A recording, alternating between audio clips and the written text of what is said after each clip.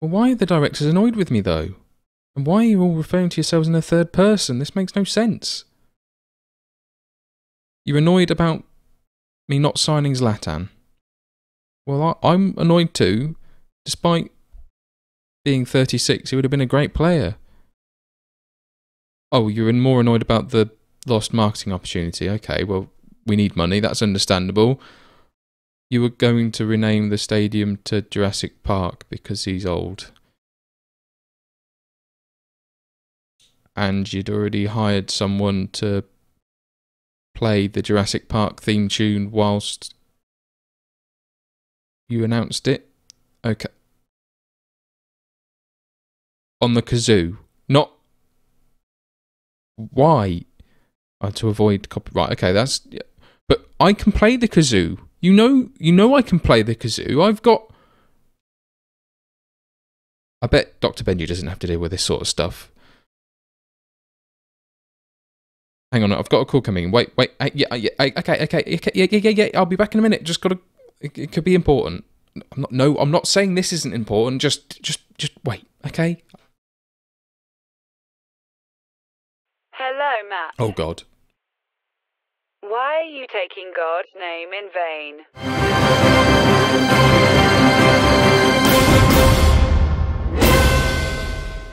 Hello, folks, and welcome to Return of the Rovers. I should be welcome back. This isn't the first one. We've been doing this long enough. Why have you still failed to get the introduction right? Whoopsie. So to confuse you further, we've opened on the page of Ola Aina. Well, this introduction, it goes from bad to worse. I've just leapt into transfers. As I said in the last episode, we'd cover the little bit of transfer news that we're going to have. Look at the date. We're in the 27th. We're in February. That transfer window has been and gone. It has. Hang on. Wait. Just wait there. 2 seconds.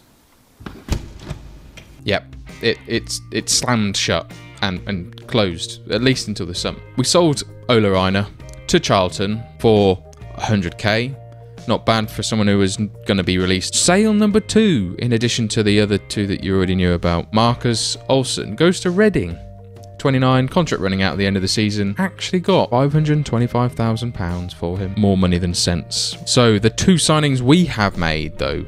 Introducing signing number 1 on loan from Tottenham, Alex Pritchard. Or Pritchard, depending on how pedantic you want to be about your pronunciation. Decent all-round wide player, playing a multitude of positions, so he will suit well.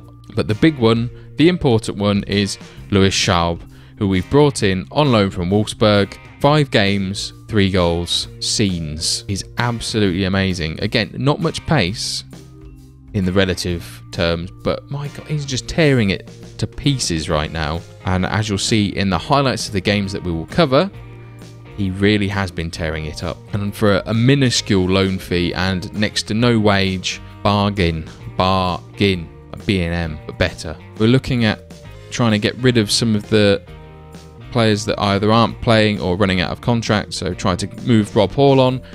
Wasn't interested. Obviously loves me too much. In fact, let's have a look to see if he does love me. No, he doesn't. He doesn't care. That is a name and Robert Kieran Dennis. A mixed bag of names. Wants to commit future to the club. Well, the club doesn't want your future. Grant Hanley is another one on the probably to go list. Earning a really high wage for his relative ability. Enjoys getting sent off a bit too much. Corey Evans never plays, not good enough, will go. It's been a while since we've looked at my stats in game, so let's have a brief update. I hate young people.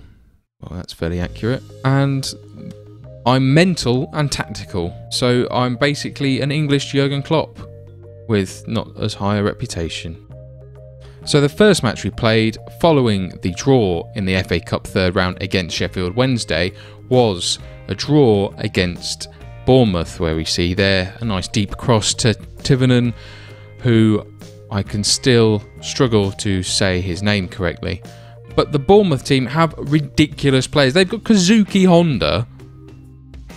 They've got Fellaini, questionable.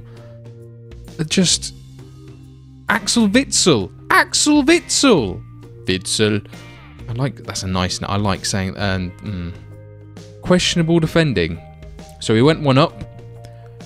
Then they pulled it back like a foreskin. Went 2-1 up, and then we got a ridiculously late goal. We persevered with our 4-4-2 formation. Hosipovic running in behind and then slots it past. I'm not sure who is Bournemouth's goalkeeper. 51. Zwick. What a name. What a name. The FA Cup third round replay against Sheffield Wednesday didn't go so well in us losing 2-1 and knocking us out in the third round, which is not ideal. Sheffield Wednesday take the lead from, well, it was a deep cross that we failed to deal with, and then Solanke nods it past. We were on top in most of the game. We had more possession, we had more chances, better quality chances, but we just failed to put them away.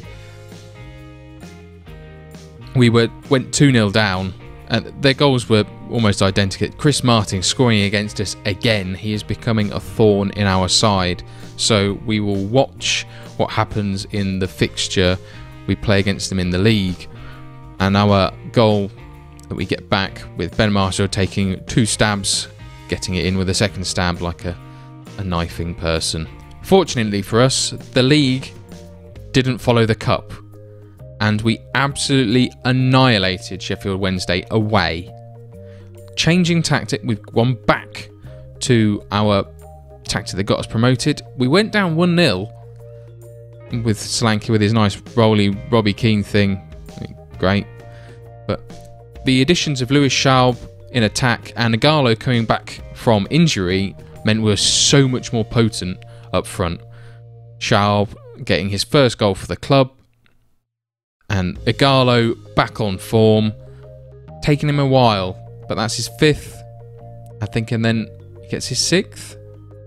But we look so much more threatening in that final third. Schaub again just running the game. Sheffield Wednesday weren't without their chances though, but failed to put us to the sword.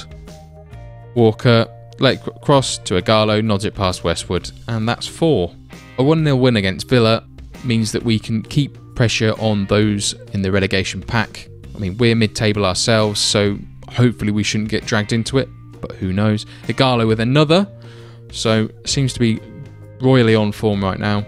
Then we hit a rather difficult patch of fixtures, getting comfortably destroyed by Chelsea. Yes, we are away, but they really were all over us. Diego Costa there with a first after a long throw from Azpilicueta. We hit the woodwork, we got a goal, but we didn't deserve anything, as you can see from the stats.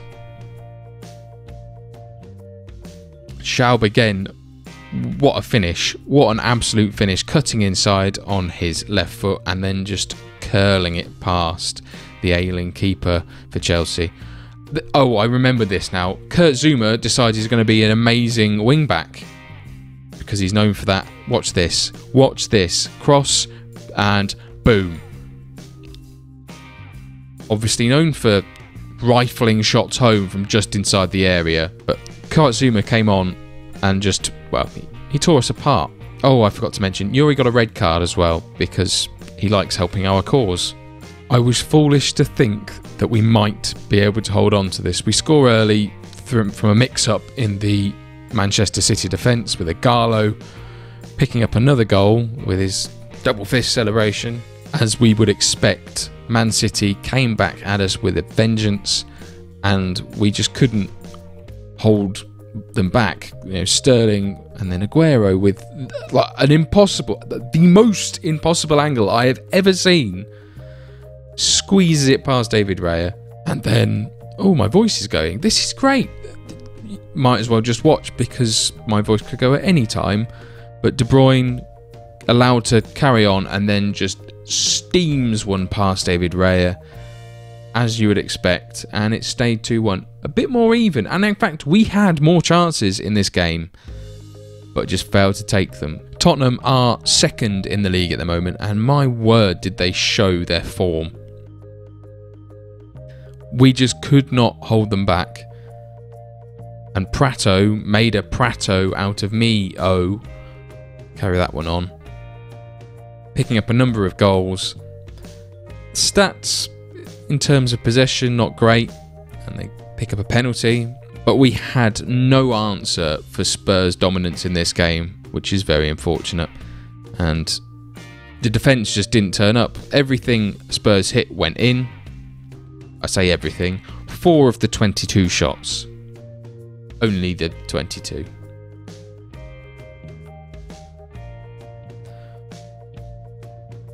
Two for Prato, 2 for Lamela, and then I think our consolation, was it Igalo? I don't know. I can't remember. Yes, Igalo.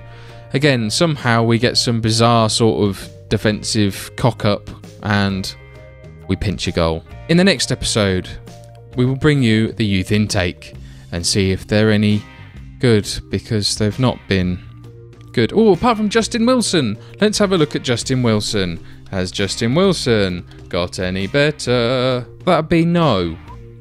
So, still got his head dent though. In case you're wondering how that is developing for him. Not well, obviously. He's on loan at Wrexham, getting plenty of sheep action. If you've enjoyed this episode of Return of the Rovers, then tickle that like button like you have been doing. And if you're new here and I've done enough to convince you that you want to watch more, then please subscribe and share. Let everyone know about this thing that I do. That would be lovely. But for now, folks, it's goodbye from me. Thanks for watching.